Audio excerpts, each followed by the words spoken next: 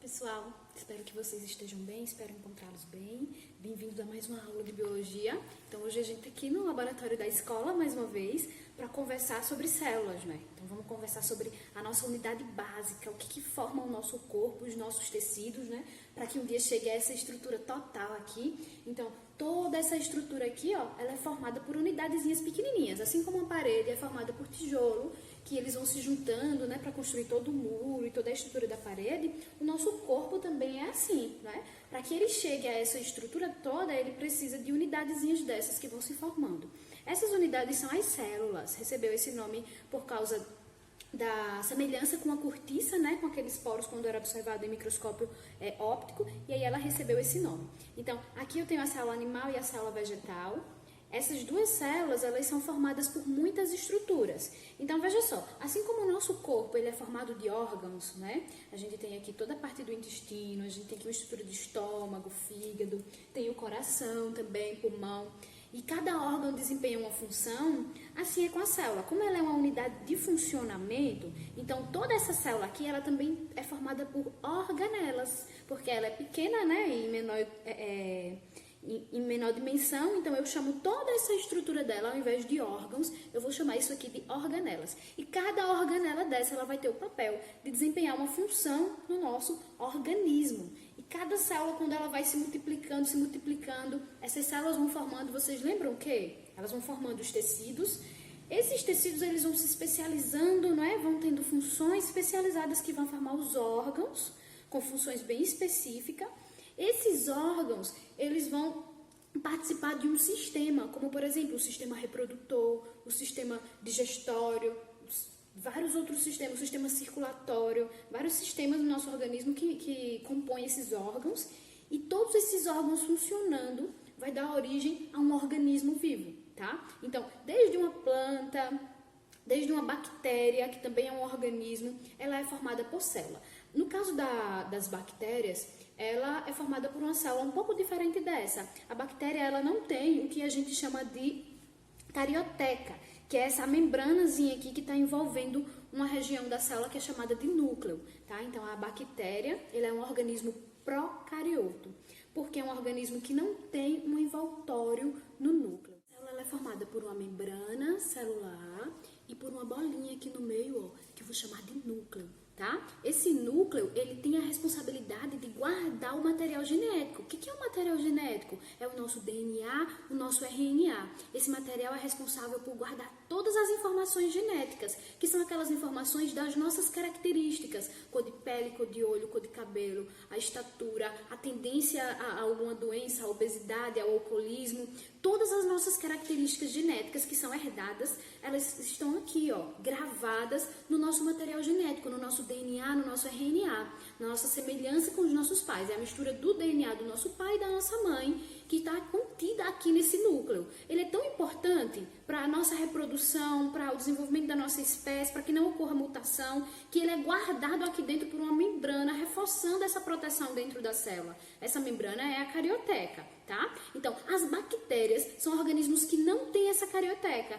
Outra coisa, as bactérias, elas são pobres em organelas, tá? Então, as bactérias, elas não vão ter essas estruturas que a gente tá vendo aqui, ó, que são organelas membranosas. As bactérias não têm organelas membranosas. Então, um procarioto, que é a bactéria, ele é pobre em organelas membranosas, pobre em membranas. Não tem as organelas membranosas, não tem a carioteca, que é esse revestimento aqui do núcleo. E como que fica protegido o DNA? O DNA da bactéria vai ficar solto ali na região que eu chamo de citoplasma, tá? Então, a célula tem membrana celular, que é esse fio que delimita ela, que envolve ela.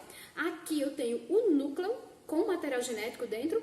E essa região aqui, ó, entre a membrana e o núcleo, essa região eu chamo de citoplasma. É no citoplasma que as organelas estão mergulhadas, tá? E no citoplasma da bactéria, que é um procarioto, eu não tenho organelas membranosas. O que eu vou ter é ribossomos, tá? E as outras organelas eu não tenho. A gente vai aprender cada organela dessa e a função que essas organelas exercem. Mas agora o conceito que eu quero que fique é o conceito de procarioto e eucarioto. A célula que é pobre em membrana, que não tem organelas membranosas e que não tem esse envoltório nuclear, que é a carioteca, são as células procarioto. O principal representante são as bactérias. As células que tem carioteca, que é essa região aqui todinha que envolve o núcleo, né? As células que são ricas em membranas com organelas membranosas, elas são as células eucarióticas. Célula animal, célula vegetal, tem carioteca, é uma célula eucariótica ou eucarionte, tá? Os fungos, os protozoários, apesar de ter uma única célula, né, eles também são eucariontes, porque não importa se tem uma ou mais células, existem organismos de uma célula só, como os protozoários ou as bactérias. Só que os protozoários são eucarionte e as bactérias procarionte, porque não tem carioteca e não tem organelas membranosas na sua estrutura, ok? Então, essas células, elas são formadas de quê? A sua delimitação é feita por uma membrana, que eu chamo de membrana plasmática, tá? Ela tem um núcleo, aqui tá no centro, esse núcleo foi cortado, dentro dele eu consigo ver outra estruturazinha, outra bolinha. Esse aqui é o nucleolo, é o núcleo do núcleo. Ele é responsável pela formação de ribossomos, certo? Esses ribossomos vão trabalhar aqui no citoplasma, a gente vai ver que eles fazem síntese de proteína aqui no citoplasma. E aqui no citoplasma, ó, o que é o citoplasma? É a região que está entre essa membrana aqui, que está delimitando a célula, a membrana plasmática, e o núcleo. Então, toda essa região em azul que vocês estão enxergando é o meu citoplasma, tá? Que é uma célula animal.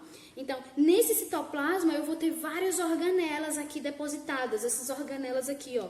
Tá? Essas organelas membranosas. O que eu tenho aqui? Aqui eu tenho uma mitocôndria. A mitocôndria, por exemplo, é uma organela responsável pela respiração celular. Sem ela, a célula não consegue produzir energia, a molécula de ATP, tá? Que é a adenosina trifosfato. O ATP é o que dá energia para a gente desempenhar as nossas funções.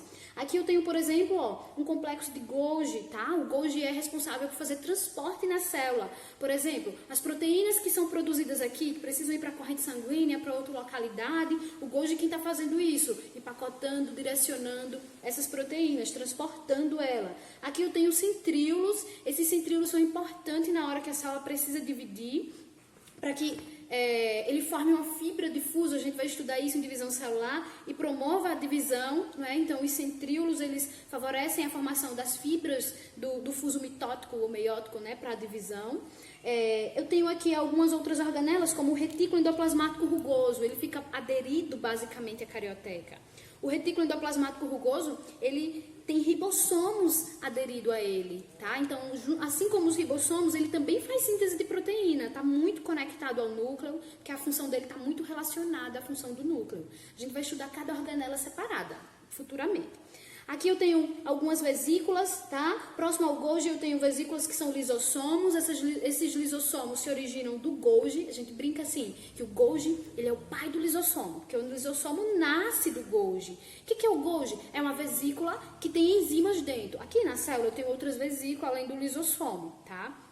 Então, a diferença do lisossomo para uma outra vesícula, que é o peroxomo, por exemplo, são todas bolinhas de membrana, vesículas, é o conteúdo dela. Então, aqui dentro do lisossomo, eu tenho enzimas digestivas, tá? Essas enzimas, elas vão fazer a digestão do que entra na célula, elas vão fazer a digestão de organelas que estão velhas e eu preciso reciclar aqui dentro da célula. Então, toda vez que o Golgi libera esses lisossomos, ele precisa se encontrar com alguma coisa que entra na célula e ele faz a digestão. A função dele é digestão, certo? Eu tenho enzimas hidrolíticas, tá? Aqui. E se um dia essa célula ela ficar doente e o organismo perceber, manda sinal para que ela seja destruída, para que ela morra, o lisossomo rompe suas membranas, libera essas enzimas e as enzimas destroem toda a célula. A célula morre por duas vias, por via lisossômica ou por via mitocondrial, de forma interna. Ok? Outras organelas que eu tenho aqui também, eu tenho o retículo endoplasmático liso. O retículo endoplasmático liso, semelhante ao rugoso, só que ele não faz só síntese de proteína, ele faz síntese de lipídios. Então, esteroides, tá? Alguns hormônios lipídicos são sintetizados aqui, nesse retículo endoplasmático. Ele tem uma função bem importante de desintoxicação. Então, no fígado, tem uma riqueza muito grande de retículo endoplasmático liso. É chamado de retículo liso porque ele não tem ribossomo aderido, então a estrutura dele é lisa, não tem ribossomo, não tem as bolinhas que é o ribossomo. E no retículo rugoso, é como se fosse um monte de rugazinhas, e essas rugas é justamente a presença do ribossomo. Então, a diferença entre o retículo rugoso e o retículo liso é a presença do ribossomo. Está presente aqui, mas não está presente aqui, nesse, ok? O citoplasma, que é essa região onde as organelas estão, ele é onde acontece a maioria das reações químicas da célula. tá? Então, todo o trabalho que é feito na célula vai acontecendo aqui no citoplasma. A membrana plasmática, ela funciona como uma barreira, delimitando o interior e o exterior da célula. Essa célula, ela está mergulhada no nosso organismo, não é? Então, essa delimitação quem faz é a membrana também seleciona quem entra e quem sai da célula, ok? Então, ela tem essa função, ela é semi-permeável, então algumas coisas podem passar naturalmente, não é total permeável, mas ela é seletiva, ela seleciona o que ela quer que entre e o que quer que saia, não é bagunça, tudo muito organizado, quem faz isso é a membrana. Ela tem algumas especializações, a gente vê aqui algumas microvilosidades, é muito comum em células do intestino, de ter essas microvilosidades para ajudar na absorção dos alimentos. Aqui é uma célula vegetal, ela tem essas mesmas estruturas e algumas organelas que não tem na célula animal, tá? Então, por exemplo, a gente tem alguns vácuos aqui na célula vegetal, a gente tem cloroplastos nas células vegetal, mas em comum a gente tem Golgi, a gente tem mitocôndria, que também está presente na célula animal. Tem núcleo, tem DNA, ok? A gente vai dar uma olhada em cada célula, nas organelas de cada uma detalhadamente, né, e ver basicamente qual que é a diferença entre uma e outra. O conceito de hoje, células procarionte e eucarionte, e células animais e vegetais, não é? A estrutura básica dessa célula, membrana, citoplasma, núcleo, e que essa célula também é composta por algumas organelas membranosas, ok? Nas próximas aulas a gente vai falar de cada organela individualizada, a gente vai começar pela membrana plasmática. Espero que vocês tenham entendido. Beijo, até a próxima aula.